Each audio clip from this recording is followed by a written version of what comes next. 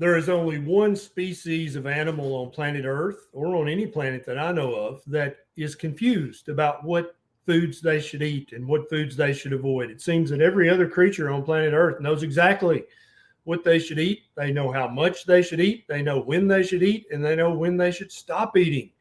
Only human beings seem to have a problem understanding what a proper human diet is. I've got a great guest with me today, and we're going to be talking about a proper human diet, and no telling where this conversation is going to go. My guest is a bit of a rebel like me, so there's no telling what we'll wind up talking about before this interview is over. Welcome, Dr. Paul Mason from the other side of the earth. G'day, Ken. It's absolutely wonderful to be here. We've had a couple of false starts here getting this done, and I'm really grateful to be on your program. Absolutely. Now, it's actually tomorrow morning where Dr. Mason is compared to where I am. I'm about to wind my day down, and he's just getting his day started.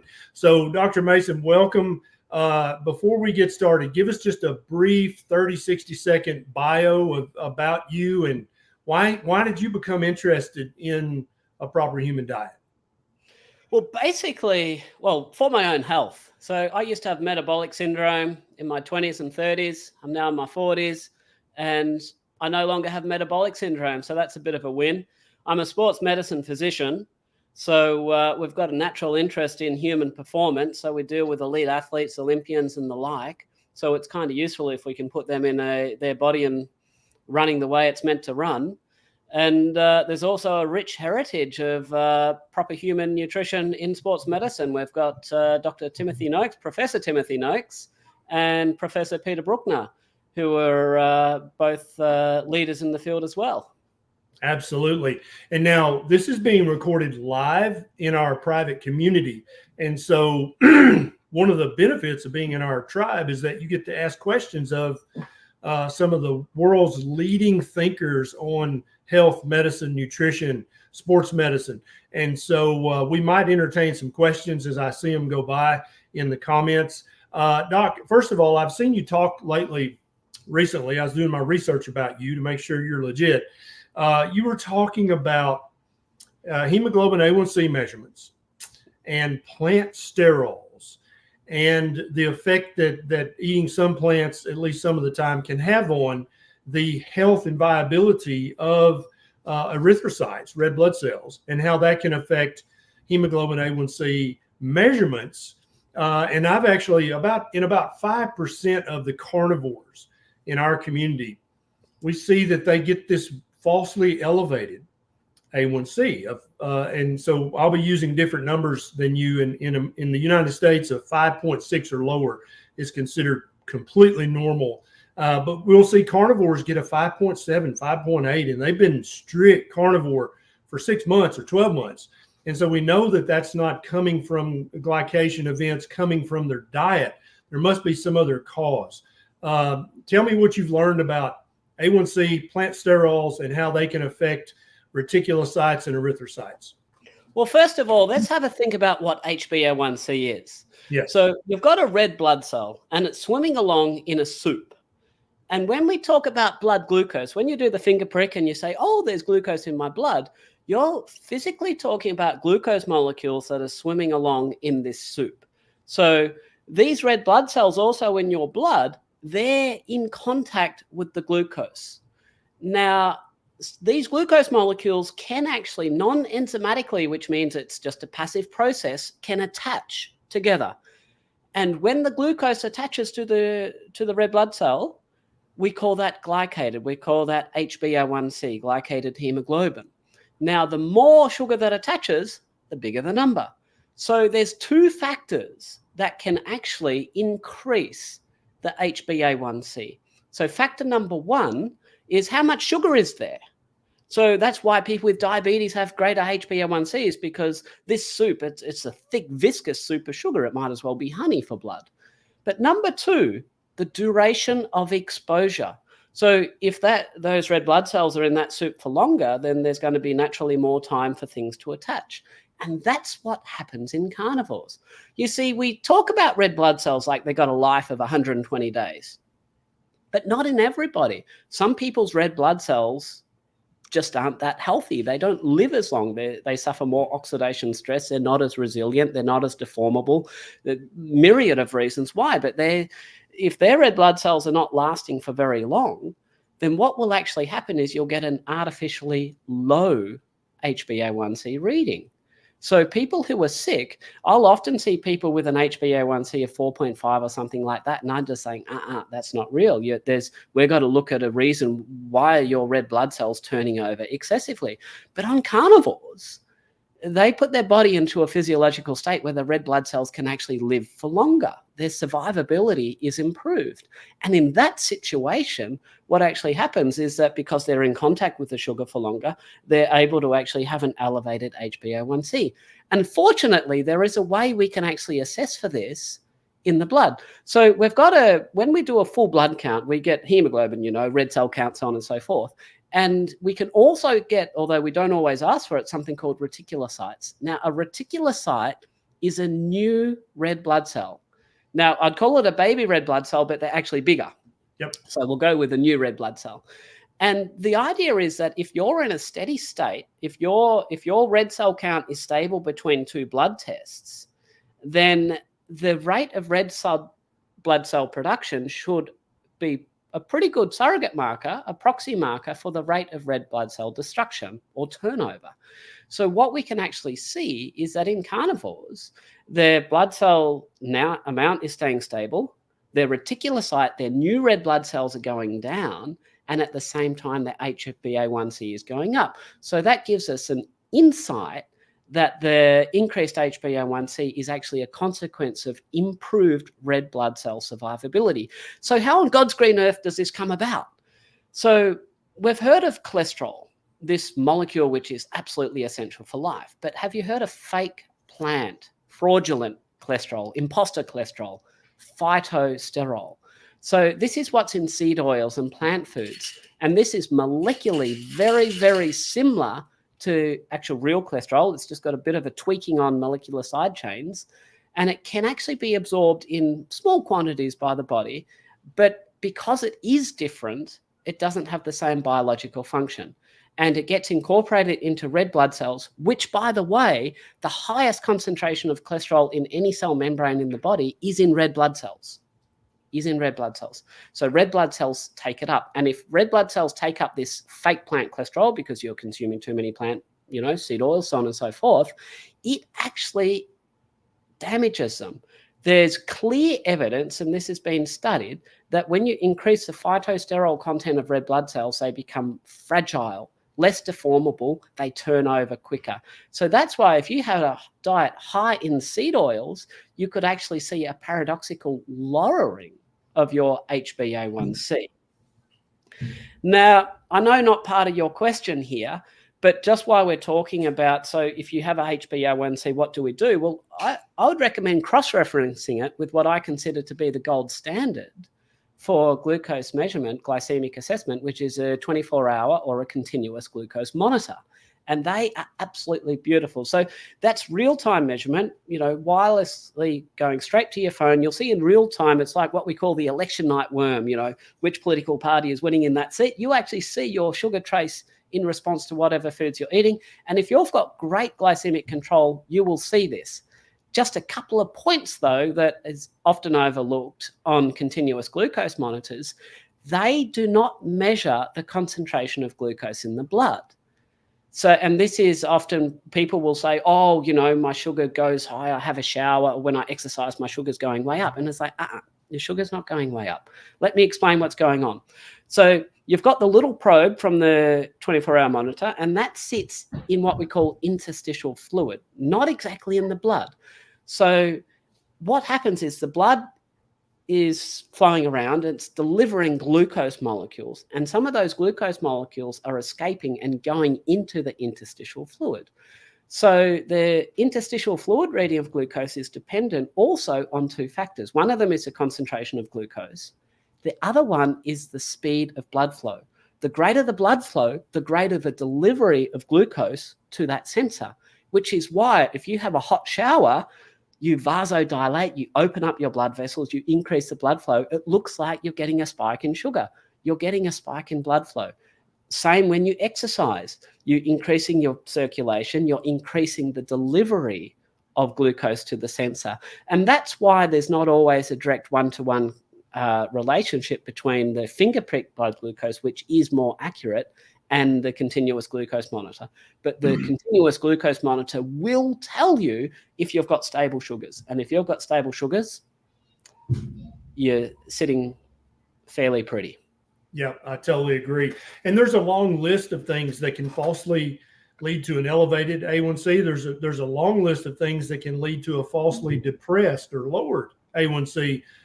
Chronic alcohol intake can actually give you a falsely low A1C. There's a long list that anybody can look up. And so when I see a carnivore, and I don't see this in people eating a ketogenic diet.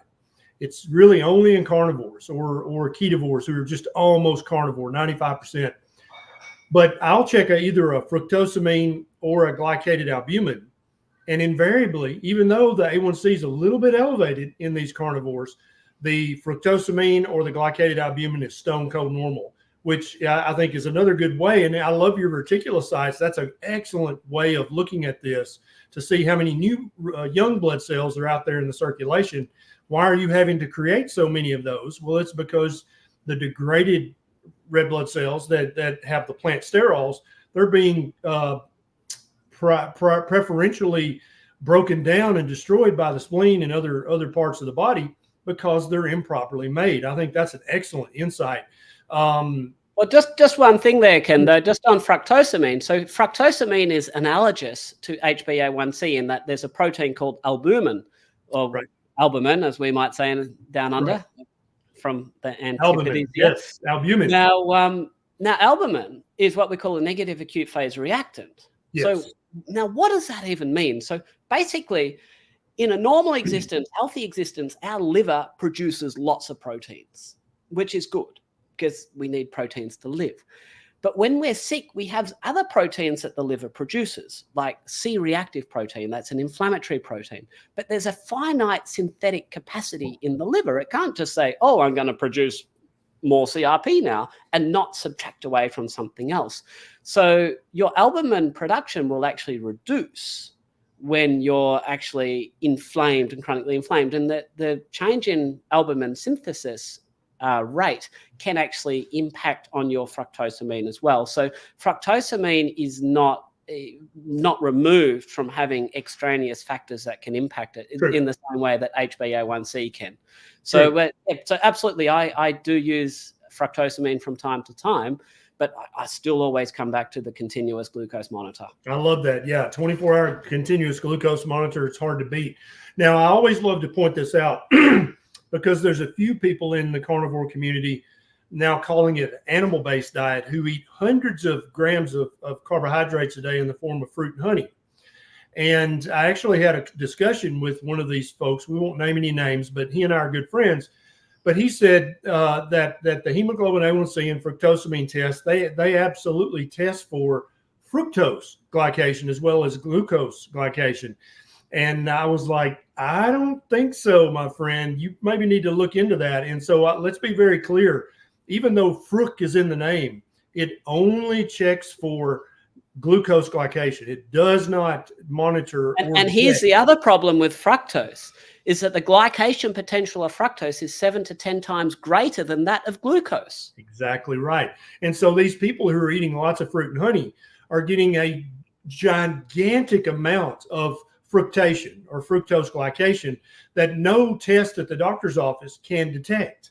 And so I always like to make that point because it's confusing for the layman. Say, well, it says fructosamine. It's got to measure fructose. No, it doesn't. And don't feel bad if you're a layman and you thought that, because some doctors don't know that it only checks for glucose glycation, as does the glycated albumin. They do not check for fructose glycation. And so that's very important for people to understand. Now, are you a big fruit and honey eater as well, or do you believe that's probably not the best choice? Look, for me, I don't think it's the best choice, but I don't want to be dogmatic about this. So this whole thing about carnivore, it's turned into a bit of a dogma, an ideology, if you will. Yes. And my personal belief is that people who are metabolically healthy probably can tolerate certain amounts of sugar. And I have a sneaking suspicion, which I think will be borne out in future, that a lot of these plant food intolerances that we're actually seeing, that we didn't see in generations gone by, is actually a direct consequence of alterations to the way food is produced. Namely, they're to a lesser extent nutrient deficient, and more significantly, pesticide adulteration. So in Australia, so here's a pop quiz here for you. So I'm a farmer. I'm growing wheat in Australia. I want to turn it into bread in the future. How many days before I harvest that wheat am I allowed to spray it with Roundup? 0. I don't know what the regulation is in Australia. 6 days. And okay, so and if I spray a crop with Roundup, we often do it while it's growing. So the whole thing about GMO modified organisms is not worried about the genetics of it. It's designed to make it resistant to weed killers, so we can spray the crap out of them with weed killers so that only one thing grows. That's the whole point of a monocrop. And now, the reason that they would spray it 6 days before harvest, a lot of people don't know this, Dr. Mason, is that desiccates, that dries the crop out so that it's easier to harvest. Exactly. It allows for a much more rapid harvest. But often they're not just spraying it on at the end, they're also spraying on it when it's rapidly growing. Now, what do grains do when they're rapidly growing? They take everything up from their environment. So when you've got a crop that's been sprayed by pesticide, it is actually internalized. You cannot break it down by cooking. You cannot wash it off. The rate of pesticide exposure is increasing exponentially. So a World Health Organization report calculating the worldwide per capita for every single person in the world use of pesticides has estimated that in the last 30 years, there's been 11 kilograms of Roundup applied to our food for every person on Earth. And 70% of that has been applied in the last 10 years. I mean, and that's just one single pesticide. You know, there's numerous version. So this whole thing about, and the pesticides has incredibly wide ranging. I know we probably didn't want to get too much into the weeds on this kind of topic today, but I mean, we have to understand that what this does is it destroys the soil. So all the fungal elements and all these protist elements, the things that are necessary for soil structure are destroyed. Now, sure, that doesn't sound like a big deal, but where does the nutrition, how do we release the nutrients from the sand and the stone and the clay from the soil? It's with these complex ecological, biological forms. And the pesticides just demolish that, which is why when we perform nutrient analysis on fruits and vegetables today, compared to earlier, many nutrients are down by at least half, often up to 3/4. And a lot of the data that I've been able to get is still 20, 30 years old, which doesn't incorporate the recent massive increases in fertilizer use. So when I come back and say, look, this is not an ideology about carnivore plant foods versus, so on and so forth, we have to understand that our very food systems are not the same. So sure, if you want to eat plant foods, and they agree with you, and you're not celiac and you're not reacting to gluten, so on and so forth, then there's no ideological reason why you ought not do that. But I would strongly encourage you to make sure that it is organic. And even if you're eating organic foods, that doesn't completely eliminate your exposure to pesticides, but it has been proven by research to reduce it significantly. Yep, I totally agree. And in many cases, I've read all the studies you've read about the decrease in the nutrition in plants, in grains, and in actual vegetables as well. And in many cases, when the researchers look at the soil itself and do chemical analysis, the vitamins and minerals are in the soil, yes, but it's just not all released. the bacteria and all the fungus. That's that beautiful, currently indescribable, ununderstandable food, that soil web of life. That's how the minerals get into the vegetables or the wheat. And when you destroy that with fungicide, pesticide, herbicide, it might be in the dirt, but it's not going to get into the plants. And that's a huge problem. That's a huge deal. And I love it that you know that about raising crops. That's good information. Most people not aware of that. You talk a lot about statins. I talk a lot about statins. We talk about cholesterol. I understand that you've got some newish information on statins, because one of the main problems I have with statins is that the drug companies will not release the raw data from their studies. We just have to blindly trust them that the study was properly designed, that it was properly conducted, and that they got the numbers they actually said they got. And I understand that you've got a little bit of insight on that situation. I mean, this is a complete debacle. I mean, the fact is that you and I, as independent doctors, independent researchers, do not have access to the raw participant level data on statins. Is just astonishing that we have to accept at face value what these pharmaceutical companies, who have this obviously desire to increase their profits. So if we go back to, we all know about the Oxford University and Sir Rory Collins and, you know, all of that. But in 2013, there was the Cochrane collaboration did what's called a systematic review on statins. And they said, oh, we found in some benefit, but they acknowledged the possibility that perhaps if they had access to the full data, that are unpublished data, that perhaps their results might change. So in 2012, there was an agreement with drug companies around the world for them to provide access to unpublished data. So two authors from the Cochrane collaboration, they actually approached drug companies and they made 10 submissions using these convoluted approaches to drug companies to say, look, can you please give us your unpublished data? So obviously, you know, statins are a wonderful drug. You know that, we know that. If you give us the unpublished data, we'll be able to tell the world the convincing truth. So of these 10 submissions, 2 companies didn't respond, flat out didn't respond, so much for an agreement. Then we had AstraZeneca. They declined on the basis of their internal company policies, which makes me wonder how the company was able to make this agreement.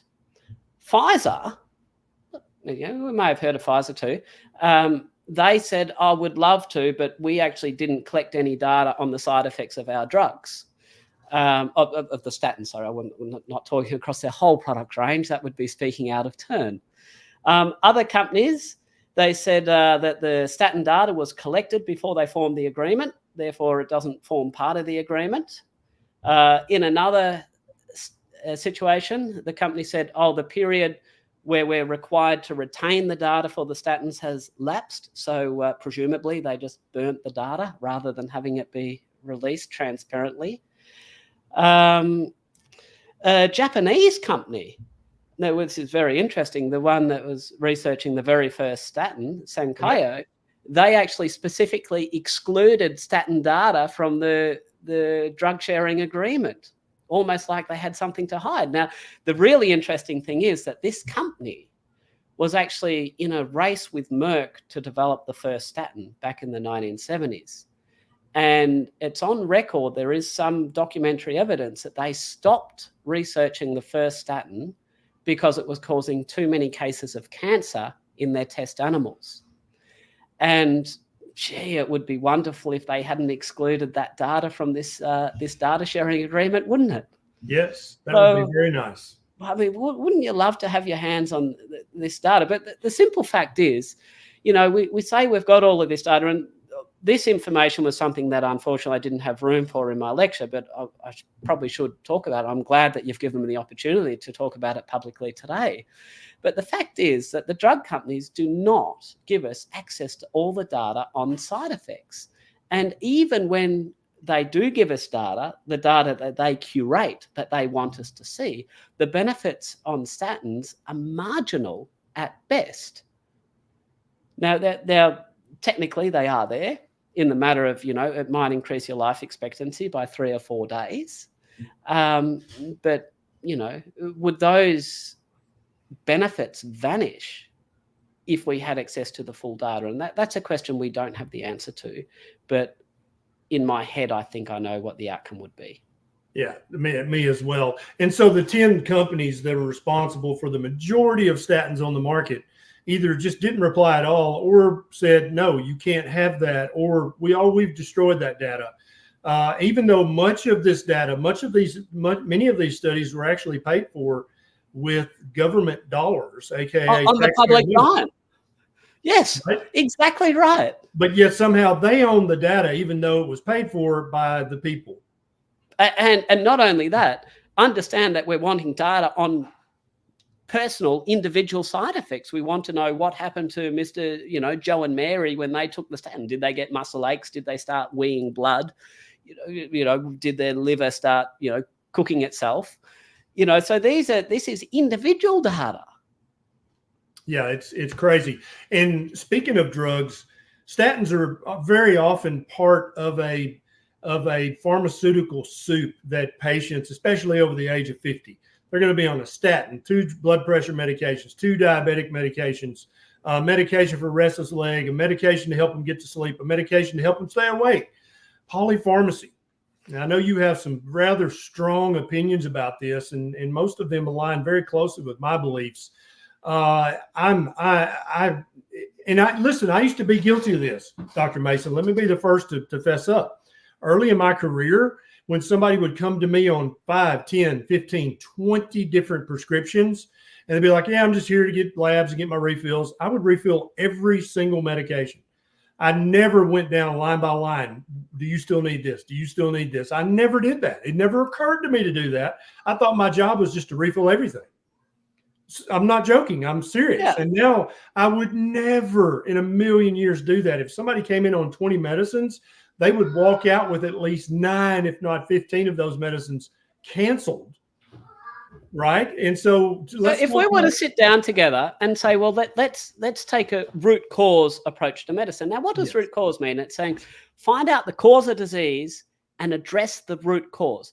We've either got a root cause approach or we've got a Band-Aid approach, which we call a pill for every ill. Oh, you got a headache. Oh, you didn't sleep well. What have you? Now, if you and I were to sit down and put our heads together and come up with a list of medicines that would genuinely be root cause medicines, it would be less than 20 medications, I would imagine. Would have anti-infective agents. You might have hormonal therapies for people who have had a damaged gland, like their thyroid gland might have cooked itself and they need thyroid hormone, or they might need testosterone or something like that. They might even need insulin. But the list would be far, far shorter than what we're actually able to prescribe. Most drugs actually just treat symptoms. So what I presented on recently in a lecture called Fixing Medicine was a case of egregious polypharmacy. So there was a 71-year-old lady, and she was found to have slightly high blood pressure, which, by the way, have you ever gone looking for the all-cause mortality benefit of blood pressure medications, like for evidence that they actually make people live longer? Well, for minimally elevated blood pressure, it's infinitesimally small. It's an unsatisfying search. So anyway, so this lady was started on she had blood pressure that was elevated, so she was started on a blood pressure drug.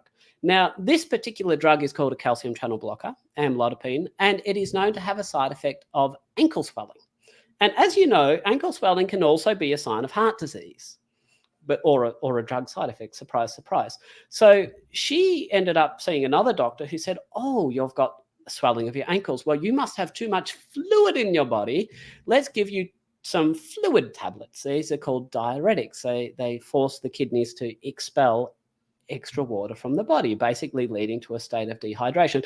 Now, if you put an old lady on 2 diuretics, you can reliably predict she's going to start peeing. And guess what? She did. So she was diagnosed with urinary incontinence. So she was put on another drug for the urinary incontinence. Now, this drug has what we call an anticholinergic side effect, which leads to the sense of a dry mouth. And that was bothering her quite a lot. So she was given a drug to treat this, which is lovely. But eventually she ended up being on 17 separate drugs, including all these ones that were commenced in rapid succession, including 2 antidepressants and an antipsychotic drug, most of them which have falls risk as a side effect. Can you guess what happened? She fell over in her bathroom, struck her head on the basin as she went down, and fractured her spine. Now, the interesting thing was that 2 days ago, I was seeing a gentleman who was in quite a pickle last year. He came to see me and he was in quite significant heart failure. His lungs were full of fluid. His legs, he had, fluid pitting edema up to his wazoo. He really wasn't in good state. And he embarked on what you and I might call a proper human diet. He's lost 20 or 30 kilograms in the last few months, and he's in a much healthier state. And I just saw him a couple of days ago. I said, "How are you going?" He goes, I had a fall. I said, "Oh, you tripped over?" And he's like, "No, I fell. I just fainted." I had a look at his drugs, and he was on 2 diuretics and 2 different blood pressure medications. And I just think, oh no. And it's like, once you get healthier, we need to take you off of these drugs. These drugs are causing side effects. And he went to an emergency department. They gave him a full cardiovascular workup. They said, "Sorry, buddy, we don't know why you fell. See you later." Did nothing. And it's very clear that he's on multiple drugs that are causing increased risk of falls. And I suspect that if we appropriately change his drugs, as in deprescribe, which, as you know, we're never taught how to do, it always makes us feel uncomfortable because we're never told to deprescribe. We're never taught how to do it. But if he goes through an appropriate process of deprescribing, his chance of having another fall will be way down. Absolutely. And my heart goes out. The poor woman on 17 different medications. People think, well, that's probably a special case, probably very rare. That is so common in people over the age of 50 or 60 or older. That is so common that now doctors are actually writing books about pharmacology and deprescribing.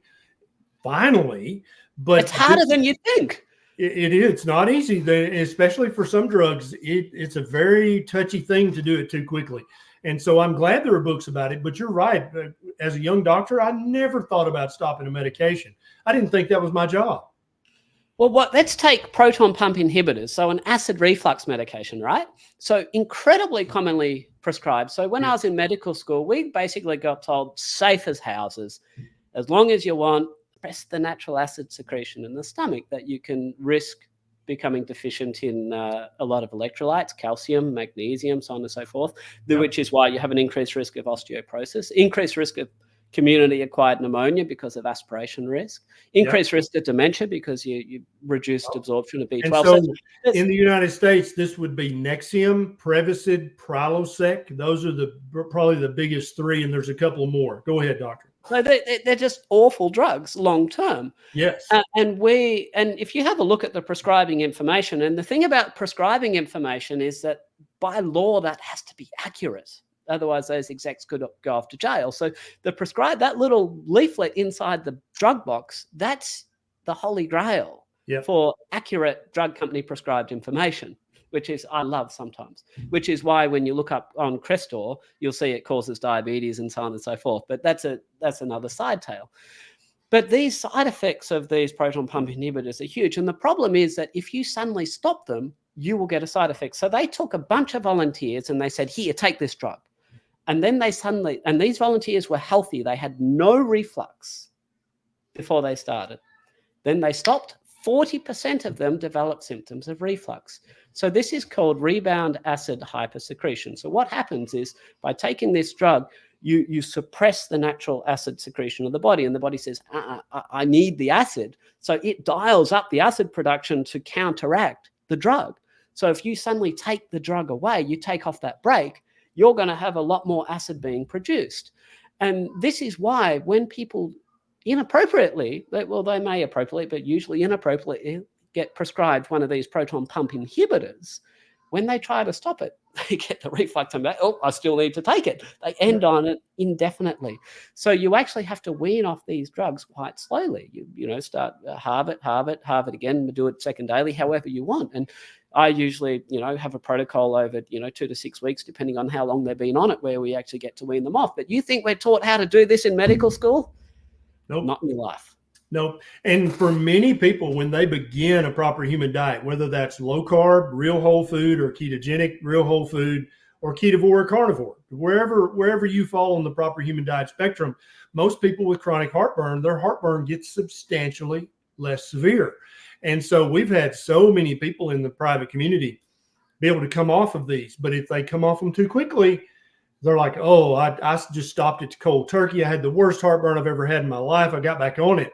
Then I have to have this conversation with them. You got to do it slowly so you don't have the rebound acid reflux. Well, do you know Dr.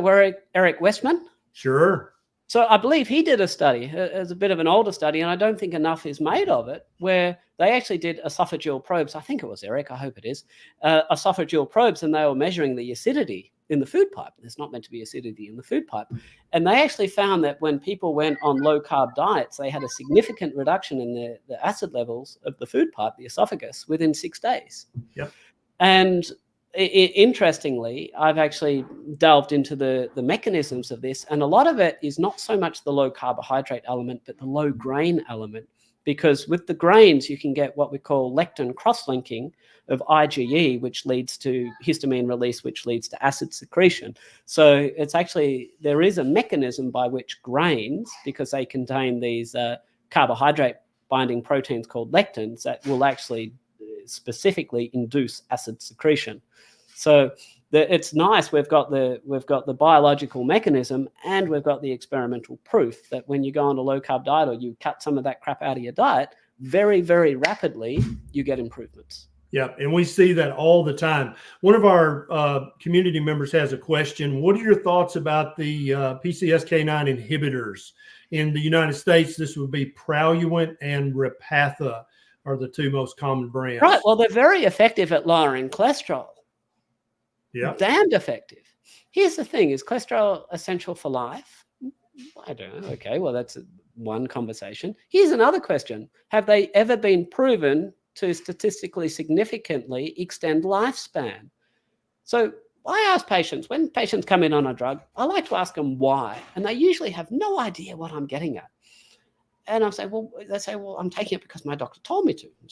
But why? Why are you taking it? And we get down, what I want them to say is, I'm taking it because I think it will make me healthier. I think it will help me live longer. I can enjoy a longer retirement and see the grandkids grow up. You know, I want a mortality benefit. Yep. So, and mortality is one of those fabulous markers that is very difficult to fudge. Even a disingenuous, dishonest researcher has a hard time saying that somebody's alive when they're under 6 foot of dirt. Yes. So it's a brilliant endpoint because it's accurate, it's objective. So if we actually we don't worry about surrogate markers like cholesterol, but we say, well, you know, when we give you this drug, do you actually live longer? That's proof that will be offering you some benefit. And to my knowledge, there's not been a single study that's proved any mortality benefit for the PCSK9 inhibitors. Now, this probably segues, if I may hijack this a little bit, into a conversation on cholesterol. And I often see this, there's two schools of thoughts in the carnivore community. Yes. There's a school that says cholesterol, it can be as high as you like, it's never going to be a problem. And there's this other school says, oh, I want to have a bet in each camp. Look, I don't think cholesterol's bad, but everybody else says it is, so I still want to take a statin. I want to lower it. And I think the truth is somewhere in the middle. Now, what do I mean by that? So if you've got high cholesterol, we can determine whether you're likely to derive a mortality benefit or a survival benefit from taking a statin by looking at something called your triglyceride to HDL ratio.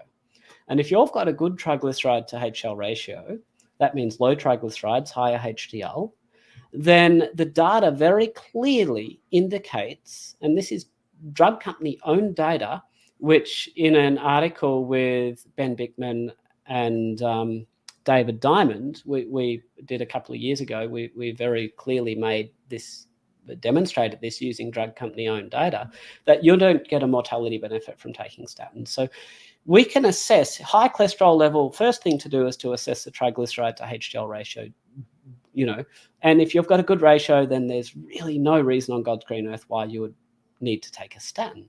But that doesn't mean that the cholesterol is fine, because if we actually have a look at the all-cause mortality curves, we see this little U shape. And we know that when people's cholesterol goes too low, their chance of dying significantly increases, but also, and to a lesser degree, lower gradient, but still exists, when the cholesterol is very high, there does appear to be a statistically significant increased risk of death. And then I believe the reason for this is because cholesterol production does associate with other health-related parameters, such as nutrient deficiencies and chronic inflammation. For example, if any of your listeners out there want to do a quick internet search, just type in B12 deficiency and cholesterol, and you'll see that there's very clear evidence that B12 deficiency increases the biosynthesis of cholesterol. There's other factors that can increase cholesterol as well, a folate deficiency. What about an underactive thyroid? What about a condition, we call it hemochromatosis, a genetic tendency to overabsorb iron? It doesn't have to be full-blown hemochromatosis where you've got two affected genes.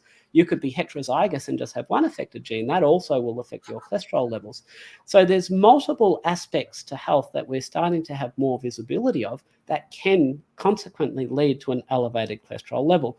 So in my patients, if they're coming in with a very high cholesterol, I do two things. So first of all, we have a look at the triglyceride to HDL ratio. We want to determine, is this atherogenic, artery clogging, or non-atherogenic?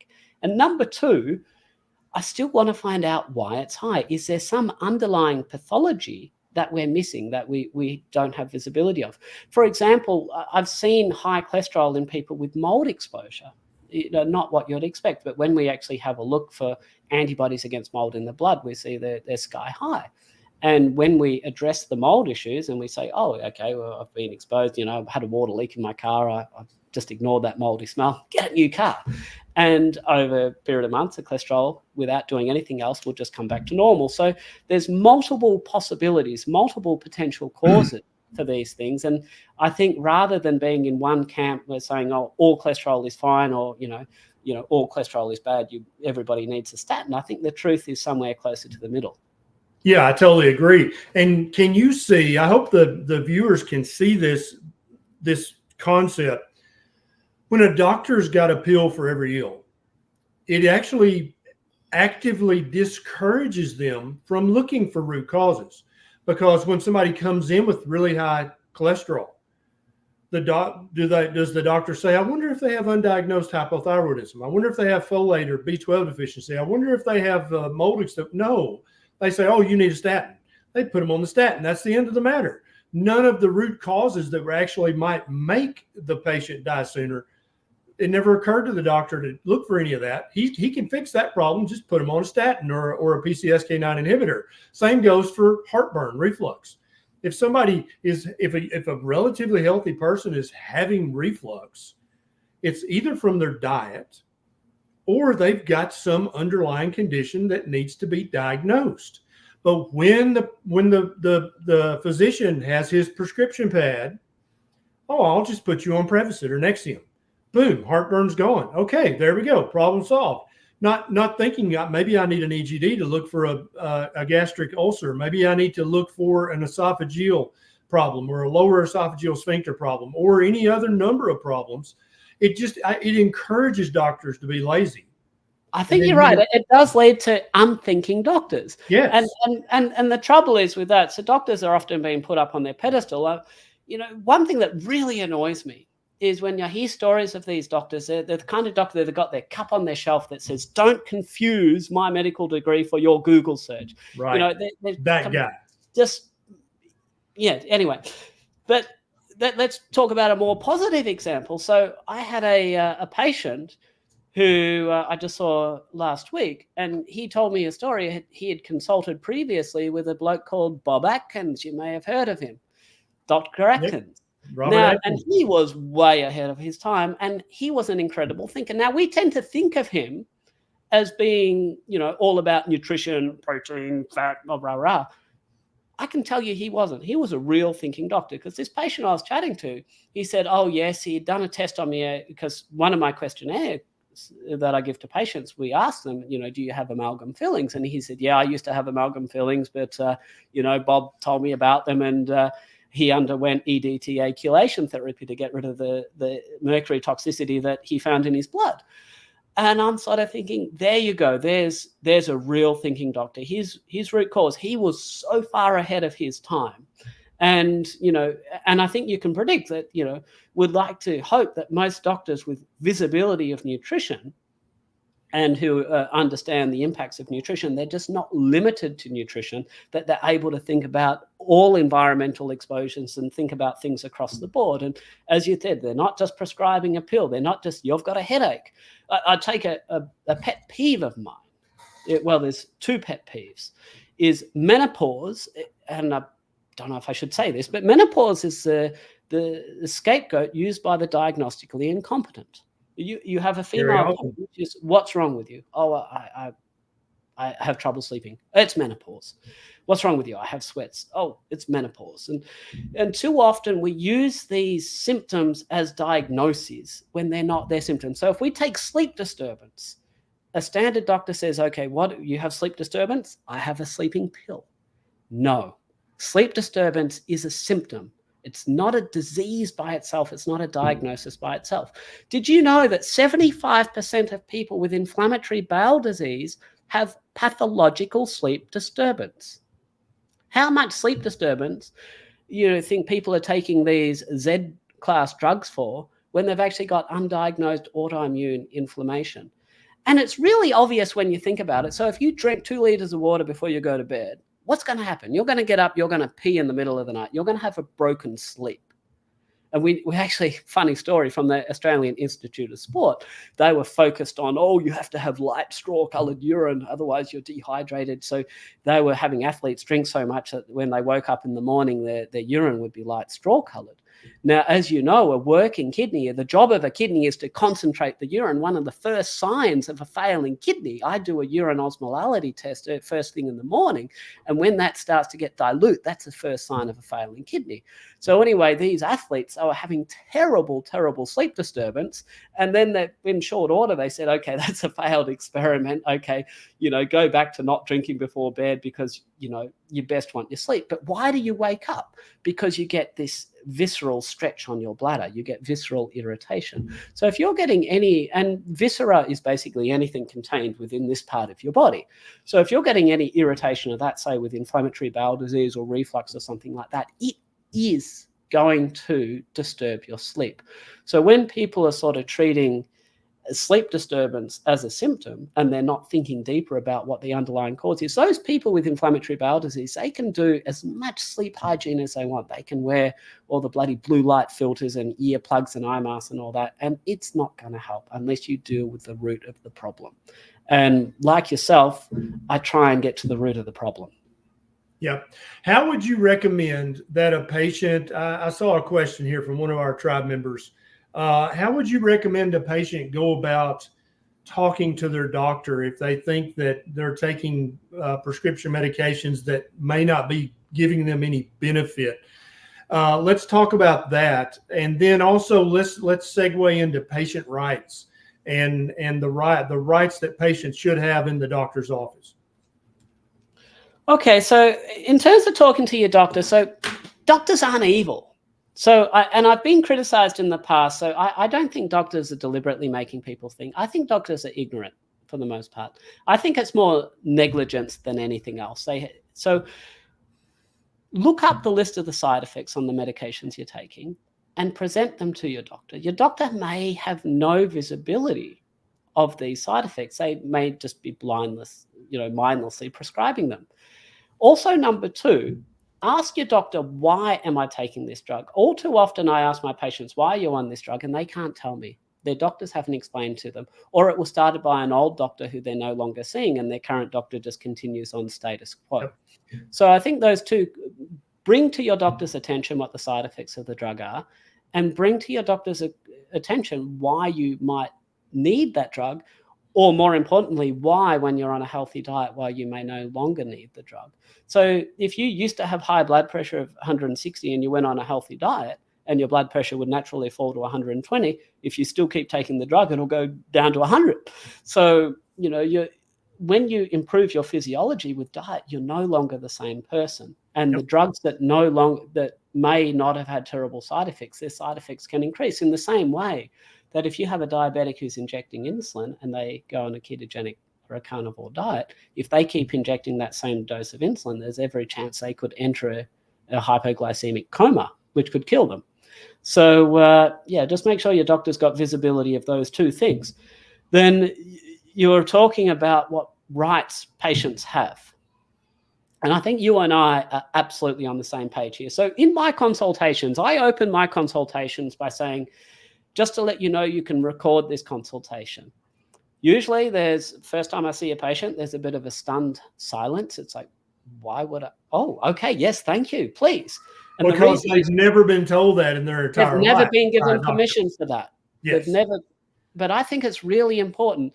So I love that. I like my patients educated. These kind of, if you're the patient up there who's doing your Google searching that doctor's mug is talking about, you're my kind of patient. I want my patients empowered.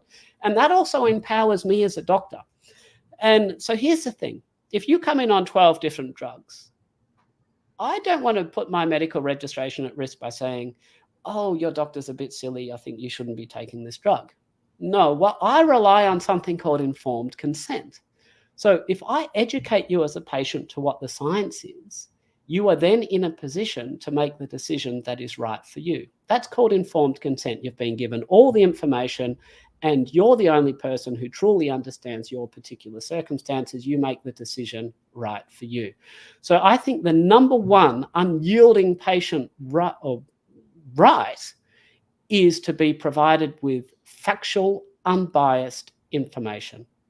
Absolutely. And to not be then pressured into doing something. So as doctors, we gaslight our patients all the bloody time. You hear about cardiologists. Well, if you're not going to take this statin, you're no patient of mine, you might as well die. You could die at any time. We scare patients without any evidence for it. Yep. So I would like to take this opportunity to encourage everybody listening to this video from this day forward.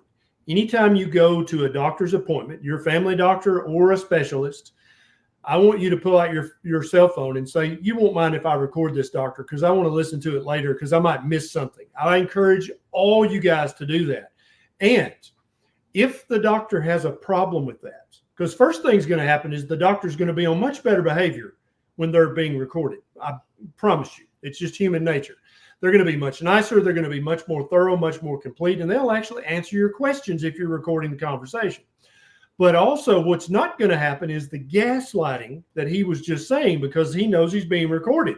He's not going to say, well, you'll die within a week or two if you don't take this statin, because he'll know that you could play that for who knows who you'll play that for, right? But you're going to preface it with, I want to listen to this because I don't want to miss anything, and my health is very important. So I'm going to record this if that's okay with you. And if they have a problem with that, that's a huge red flag that you might need to find another doctor. Absolutely. I mean, I've found I've not had a single bad reaction from a patient in doing this. And some patients, what I also do is at the conclusion of each consultation, I email the patients a complete copy of my notes. Perfect. And when I order testing, I copy the patients in on those test results. So Perfect. We try and have as much openness and transparency. And I say to my patients, if you have any questions about anything that I've said, you're entitled to question why I've made that recommendation. Looks like I've just lost my camera. I can still hear you well. Okay, well, we'll keep going. Yeah. So that was a bit distracting there. So I tell the patients that they're entitled to question any bit of advice that I offer. And if I can't point to peer-reviewed science, then they should question what I'm saying. I also explain to patients that the person they should trust the most is themselves. Nobody cares about them more than them. And even though I try and be an unbiased, transparent doctor, the simple fact is there's still conflicts of interest. There's still, if I see somebody on a statin drug that I think is inappropriate, but that was prescribed by a high-ranking professor at a top Sydney hospital, I know that if I give explicit advice and say, well, that's just silly, then that's not very professional, number one, and it's not necessarily good for my career. So I do not directly contradict other doctors. What I do is I say, here's more information. You can make your own decision. But what I recommend you do is you approach your other doctor, and in the same way that I've provided you with evidence of a certain effect, I'd like you to approach this other doctor and request that they provide you with evidence to support their basis. That's a and you know brilliant what? strategy. No other doctor has ever taken the patients up on that. That's a brilliant strategy. Here in the United States, we're very good at getting informed consent for any surgical procedure, even a minor surgical procedure, an excision of a mole or implantation of a birth control device. But when it comes to prescribing pharmaceuticals and then also vaccines, we are terrible at giving and getting informed consent. So doctors will say something about a statin drug, Zocor, Lipitor, Crestor. Well, you just need to take this. You just need to listen to me. That's not informed consent. That's not even close to informed consent. And so I don't know what the solution to this is. I love your solution. Have the patient record the conversation and ask as many questions as they can. But many doctors are just not going to allow that. And they don't want to be required to give informed consent when it comes to pharmaceuticals. And I can hear the argument, oh, it would take, this person's on 15 medications.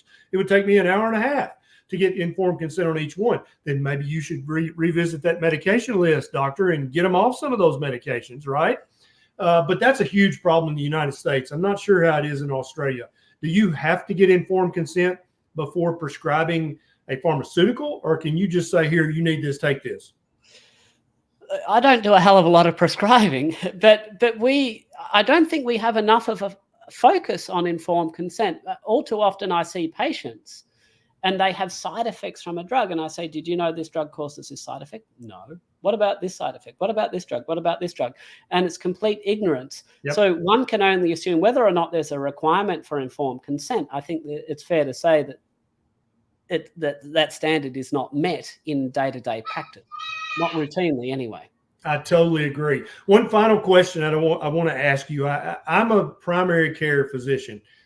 One of the things I'm looking for when I see patients is signal. I'm looking for signal. So when I used to tell people who are overweight and had type 2 diabetes, hey, join the gym and join Weight Watchers, that's what you need to do.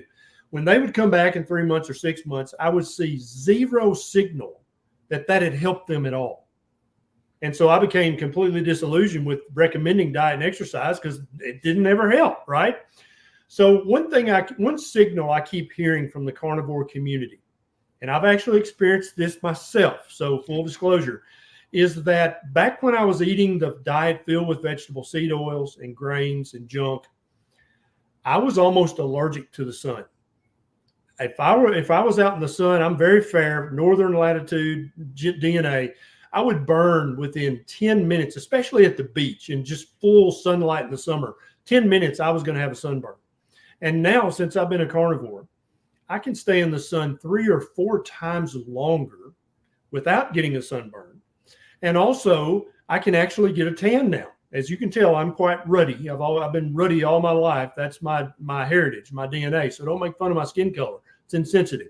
But I can actually get a tan now, and my arms are darker than Nisha's arms, and she's half Puerto Rican. But I can actually get a good tan now, whereas before I could not get a tan at all. Do you have an explanation, a physiological now, this is explanation? Really interesting. Phytoplankton, 500 million years old. They're very vulnerable to the UVB radiation, which is just the right wavelength to damage DNA. So they actually synthesize vitamin D, and vitamin D molecule is just the right size molecule to absorb the wavelength of UVB radiation and protect phytoplankton from the damage. So basically vitamin D throughout history has had a role as a sunscreen. And it appears to be that in humans today, we still have that role. So why do people with dark skin not secrete much vitamin D on exposure to the sun? Because the melanin serves the same purpose as the vitamin D, absorbing the UVB wavelengths and protecting their skin. They don't need to secrete much vitamin D. Why do pale skin people secrete vitamin D? Well, because we need to, otherwise we will burn. But it's only from the UVB radiation, which is more found when the sun is closer to being overhead. Because of the wavelength of UVB, it gets attenuated when the sun's coming in on an angle. It gets attenuated through the thicker mass of atmosphere that it has to pass through. So UVB is actually absolutely associated with skin cancers, and I don't believe offers any major benefits. Now, the interesting thing is that what's vitamin D made from? What's the substrate for it? It's cholesterol. Yeah. So if you're having a whole lot of seed oils and stuff like that will affect your normal biological functioning of cholesterol, then you won't be able to produce as much vitamin D. You will burn much easier. Ansel Keys, he actually did a study, and they actually, people in England, looking at how much time they were exposed to the sun, and they found that when you were exposed to more sun, your cholesterol level actually fell. Why? Because the cholesterol was then needed to synthesize vitamin D. So it's actually the ability to synthesize vitamin D from cholesterol, which can actually improve your natural protection from the sun. Then the question is, do you actually need to be exposed to the sun for vitamin D levels? And historically not. Well, the Inuit, they never had low vitamin D levels, did they? Because vitamin D, being a fat-soluble vitamin, is in food. So if you're eating, whale blubbers and all these other foods, seafoods that are very rich in saturated fat, you're also getting all the vitamin D you need there. So in a natural diet, we can actually get all the vitamin D we need. And our modern diet is so far removed, the standard American and Australian diets are so far removed from what is an appropriate diet that we now consider you can't get vitamin D from diet. Well, you can't get it from a modern diet, but you can get it from a proper human diet. Absolutely. Now, the other interesting thing is that the vitamin D level in your blood, the reason it associates with health is because, remember we said it's fat soluble. So if you're big and fat, you've got this massive reservoir or sink for vitamin D, and it will actually absorb the vitamin D from your blood, leading to lower levels of vitamin D in the blood. And this has been shown by research that when we give people vitamin D supplements or expose them to UV radiation, that if they're overweight, the vitamin D levels in their blood don't increase by as much, because a lot of the vitamin D is taken up in fat stores. And that's the connection between metabolic health and lower vitamin D levels. So one, you can get all the vitamin D you need from healthy diet. Number two, if you're overweight, your vitamin D level will read lower, but that's a correlation and not a causation. Now, one other thing is, this is not me saying I don't think sunlight is healthy. Sunlight is incredibly healthy, because there's another UV that we get called UVA, and that stimulates the release of something called nitric oxide, which has been shown to lower blood pressure. It also lowers HbA1c. UVA exposure lowers the level of glycated hemoglobin. So UVA does a lot of good things, and you get exposed predominantly to UVA when the sun is passing through a thick mass of atmosphere. It's coming in on an angle, and that's because UVA is a longer wavelength, doesn't get attenuated the same as a shorter wavelength UVB does. So if you have a look at your shadow, that will give you an idea of how the angle the sun's coming in. If your shadow is at least as tall as you are, you're getting predominant UVA exposure with less UVB exposure. You're generating the nitric oxide, which is why even people with skin cancer, they've actually been shown for squamous cell carcinoma and basal cell carcinoma to live longer, almost 10 years longer. The magnitude of effect of exposure to sun in terms of life mortality benefit is equivalent in reverse to the magnitude of detriment that you have when you're a smoker. It is absolutely huge. Population-based data shows that people with squamous cell carcinomas and basal cell carcinomas live longer. And I believe the reason for that is because, sure, they're getting skin cancer from UVB damage, but they're getting the UVA, the nitric oxide exposure, which is hugely important to health. It's got immune regulation properties, blood vasoactive properties, so on and so forth. So in my world, to get the best of both worlds is to expose yourself to the sun. When you're getting predominantly UVA, you reduce your risk of getting sunburnt and skin damage from UVB radiation. And if you've got high cholesterol levels and you're on a healthy diet and you're producing a good amount of vitamin D, that will provide another layer of protection from the UVB radiation. So yeah, that would be my take on it. I love it. I love it. Dr. Paul Mason, thank you so much for doing this. It's always a pleasure chatting with you. Tell people watching where they can find you if they really resonated with your message. Well, I do a few lectures from time to time, and they go onto the Low Carb Down Under YouTube channel, which and you've got videos on there too, I believe. So I'm in illustrious company. I've got a Twitter handle, and from time to time, when I have the chance, I'll do a bit of tweeting. But for the most part, it's the Low Carb Down Under YouTube channel, and I'm hoping that in future I can be a guest on your show again. Hey, I think we need to do round 3 in the near future. Thank you so much, Dr. Mason. Have a good day. Pleasure's all mine. Thank you so much.